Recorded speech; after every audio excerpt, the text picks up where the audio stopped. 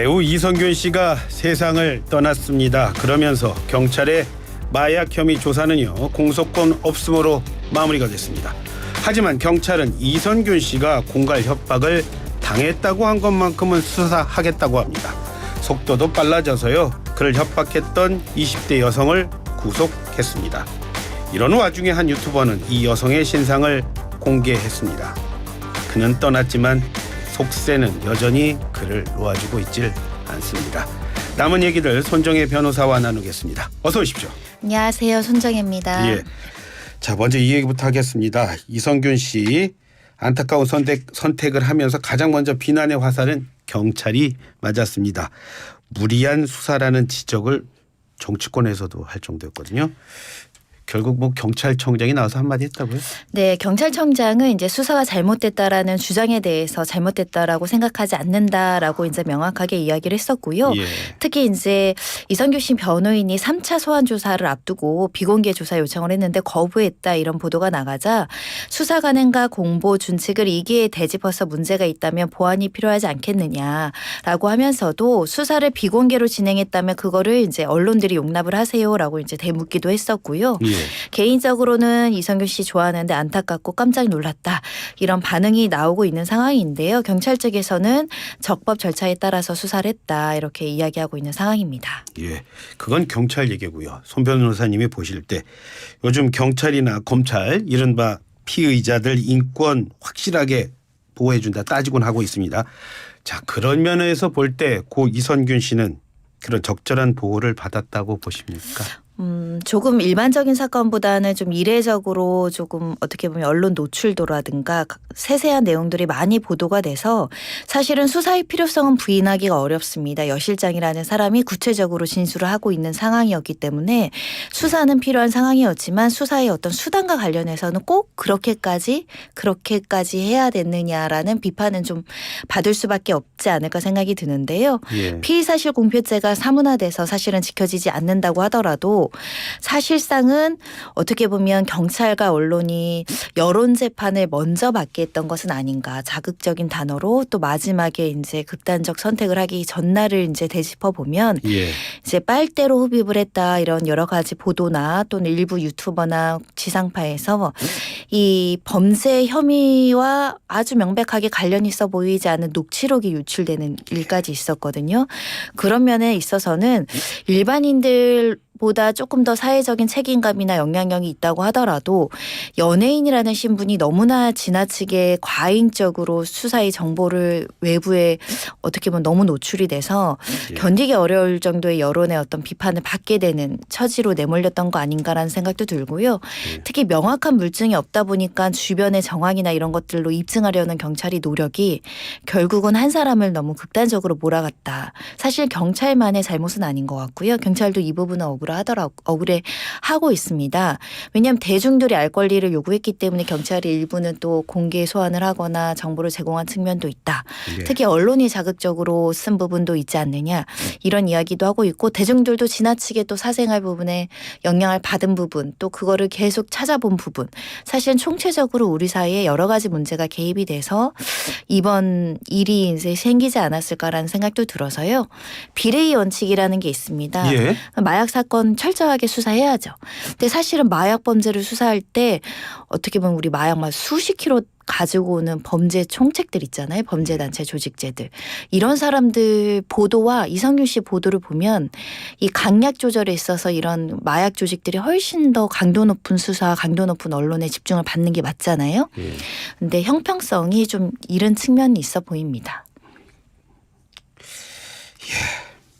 사실 저도 언론 네, 이제 이렇게 패널로서 많이 출연을 하다 보니까 이성균 씨 사건 많이 보도하고 전달 드리기도 했는데 또 나중에 어떤 연예인이 이런 잘못을 했을 때 우리가 이제 객관화해서 중립적인 시각에서 드라이하게만 보도해야 할 수 있느냐 이 관행을 어떻게 끊을 것인지를 같이 고민을 좀 해야 될 것 같고요. 그러기 위해서는 경찰이 두 가지를 명확하게 말씀해 주셔야 된다고도 보는데요. 예. 처음에 내사 단계에서 이름이 거론된 경위 그러니까 우리는 누출하지 않았다, 유출한 적이 없다라고는 하지만 그러면 압수수색 과정에서 녹음 파일이 경찰이 들고 있었을 것이 명확한데 왜 그게 유튜버나 방송사로 흘러갔지 그거는 사실 명확하지가 않거든요. 경찰이 제공하지 않았으면 그 어떻게 보도가 됐을까? 그런 부분은 좀 명확하게 짚어야 될 것 같습니다. 그리고요. 그런 녹취가 공개가 됐을 때 그거를 뭐 언론사라든가 유튜버라든가 어떻게 처벌해야 되는지에 대해 명확한 기준이 있다면 또 하고 싶어도 못하는 경우가 있지 않을까요? 일단 경찰이 만약에 유출을 했다라고 한다면 공무상 비밀 누설죄가 적용될 여지가 있고요. 예. 뭐 언론이나 유튜버 같은 경우는 공익적 목적을 위해서 진실한 사실을 보도했을 뿐이다 이러면 처벌되지 않을 수도 있지만 일단은 만약에 이런 공익적 목적으로 위법성이 조각되지 않는다고 하더라도 명예훼손죄가 성립이 되는 거죠. 출판문에 의한 명예훼손죄를 검토해 볼 여지가 있고요.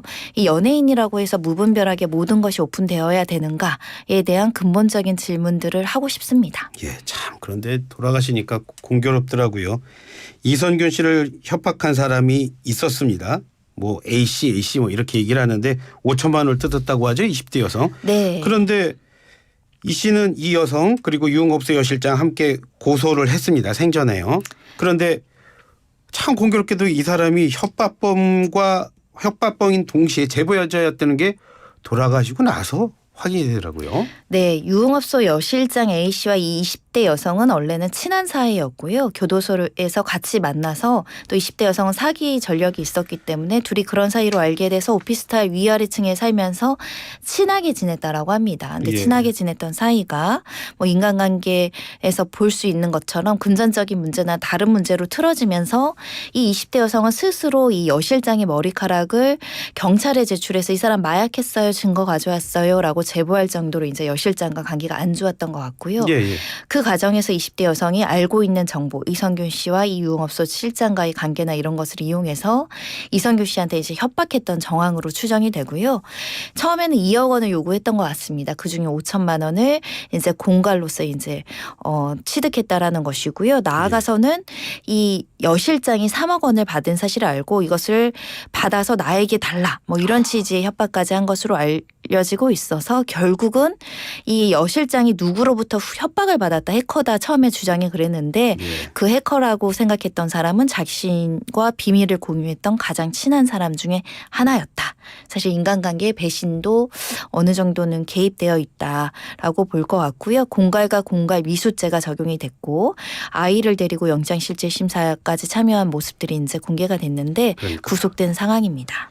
아래 집에 있었는데 또 교도소에서 만났다고 하고요. 자, 그렇게 봤을 때 말씀을 정리하면 이른바 그 여성은 보통 얘기하는 공익 제보자와는 다릅니다. 그렇기 때문에 무슨 목적을 가지고 제보한 사람이라는 건데 자, 그렇기 때문에 경찰이 이 사람 말만 믿고 이렇게 수사를 너무 지나치게 과정에서 나온 얘기도 흘렸다. 그래서 이선균 씨가 억울해했을 거다.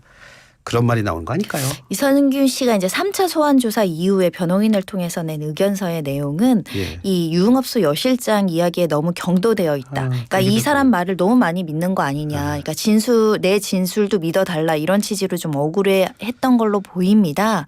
그러니까 마약 수사는 진술로 이제 수사가 시작이 되고 진술로 또 유죄가 입증되는 경우도 있기 때문에 예. 이 사람들이 뭐 사기 전력이 있고 협박범이라고 하더라도 그 진술이 객관적인 정황과 일치하면 사실은 뭐 그걸 무시할 수는 없는 거죠. 예. 다만 이제 이게 너무 세세하게 이제 왜 피의자 신문 조서나 참고인 조서에 적혀 있는 내용이 나왔을까?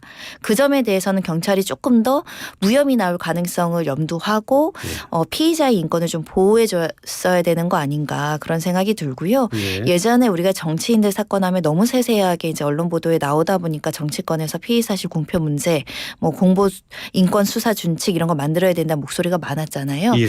근데 사실 정치인보다 더 취약한 건 연예인입니다. 연예인들이 한번 사회적인 비난을 받으면 회복하기 어려울 정도의 침해를 받는데 지나치게 경찰이 흘렸다고는 지금 이야기하고 있지 않기 때문에 어떤 경위로 이 내용들이 다 보도가 됐는지도 의문인 상황입니다. 이 사회부 기자들 얘기 들으면 전에 제 사회부 오래 있었는데 그때보다는 경찰 이렇게 직접 취재할 수 있는 시간은 더 없다고 하거든요. 그런데 나오는 팩트 보면 더 많아가지고 깜짝깜짝 놀랄 때가 사실 더 많아요. 그러니까 사실은 경찰이 알려주지 않으면 모를 수 있는 정보들이 너무 난무했었던 지점들이 있어서요. 근데 또 경찰은 우리가 유출한 게 아니라고 이야기를 해서 그럼 도대체 어떤 식으로 이렇게 언론들이 취재를 할 수 있는 것인가. 그 부분도 사실은 되게 의구심이 드는 부분인데요. 예. 물론 그 대중들이 관심이 많는 사건이기 때문에 또 이제 소위 말하는 어떤 특종 이런 욕심을 가지신 분들이 어떻게든 취득할 수는 있지만 이성규 씨 같은 경우는 사실은 국가수 결과가 1, 2차 뭐 다 음성 나온 지점에 있어서는 조금 더 방어권을 보장할 필요가 있었다. 여론 재판 때문에 사실상 어떻게 보면은 심리적으로 너무 힘든 상황에서 조사를 받게 한 것은 아니었을까. 특히 우리 비슷한 시기에 지드래곤 씨 수사와 비교해 봤을 예. 때도 조금 지나친 면도 있었다라는 생각이 듭니다. 자, 그런데 이제는 뭐 이런 흐름이 일상화된 것처럼 보여요. 제보자이자 협박범이라는 그 20대 여성 신상이 한 유튜버를 통해서 공개가 됐습니다. 변호사님 이런 공개 하는 게 맞다고 보십니까? 아니요, 지나칩니다. 왜냐하면 이 여성이 받는 것은 이 여성 잘못했죠. 협박을 통해서 어떻게 보면 뭐 범죄로 이제 공갈과 공갈 미수죄가 적용되는 사람인데 공갈죄 같은 경우는 우리 특강법, 그러니까 특정강력범죄에 공갈죄가 포함이 안 돼 있고 보통 신상 공개할 때도 공갈죄로 신상 공개된 사람은 한 명도 없을 겁니다. 예. 그만큼 이제 신상 공개 어떤 범죄의 범주에 들어가지 않음에도 불구하고 현재 이성규 씨라는 죽음을 앞두고 많은 대중들이 분노하니까 한 유튜버가 그 분노한 심정에 편승해서 이 20대 여성에 대해서 사적으로 벌을 주기 위해서 신상을 공개한 것으로 보이는데 사실 좀 지나친 면이 있습니다. 법률적으로도 사실적시 명예훼손, 출판문에 의한 명예훼손이 될 수 있고요. 물론 뭐 이 20대 여성이 고소하지 않고 수사를 의뢰하지 않으면 뭐 처벌받지 않을 가능성이 있는데 이게 무분별하게 기준 없이 어떤 일정한 어떤 그런 사회적인 합의 없이 범죄자라고 이렇게 공개하는 것 아까 말씀드린 것처럼 지나칠 예. 수 있다라는 점을 지적해 드리고 싶고요. 예. 특히 20대 여성이 또 예를 들면 아이 엄마로 추정이 되는데 이 여성에게도 방어권과 또 필요한 부분에 대한 명예훼손을 지킬 권리는 또 주어진 거니까요. 예. 이 유튜버들이 사실은 그 뭐라고 하죠? 팔로워 인원수? 어떤 사람들은 언론 유튜브 그 팔로워 수보다 훨씬 많은 분들도 구독자들 계시거든요. 많죠. 예. 네. 그러면 사실 언론과 비슷한 기능을 하는 것인데 조금 더 책임감 있게 행동하시는 게 맞지 않을까 합니다. 그런데 보면요. 사실 SNS 상이긴 합니다만 확실한 건 신상 공개 잘했다 그런 반응이 또 많거든요. 자, 이건 또 어떻게 봐야 됩니까? 그러니까 대중들은 그 어떻게 보면 이런 법률적인 문제나 이런 거보다는 속 시원하다. 잘못한 사람들은 비판받고 비난받아야지. 예. 이런 단순한 생각을 할 수 있는데 그 대상이 나라면 예. 내 가족이라면 또 예. 다른 잣대가 작용을 하는 것이거든요. 예. 그래서 무죄 추정의 원칙이 있는 것이고 사법 시스템이 있는 것이고 지금 올해부터 바뀌는 게 이제 머그샷 공개 규정이 좀 바뀐다고 하잖아요. 예. 우리 사회가 이런 여론들이나 이런 필요성 때문에 이 신상 공개 제도가 그래도 넓어지고 있고 머그샷 규정도 바뀌고 있습니다. 예. 사적 제재보다는 그래도 공적인 시스템이 바뀌길 바라는 목소리가 맞지 무분별하게 한 사람 개인이 올리고 그걸 퍼가고 그 자체가 범죄일 수 있기 때문에 또 그 과정에서 선량한 피해자들이 과거에 피해를 본 적도 있었거든요. 예. 잘못된 정보를 가지고 공개한 적이. 네. 그래서 항상 이게 내일이었으면 옳은 것인가를 한번 생각해 볼 필요도 있는 것 같습니다.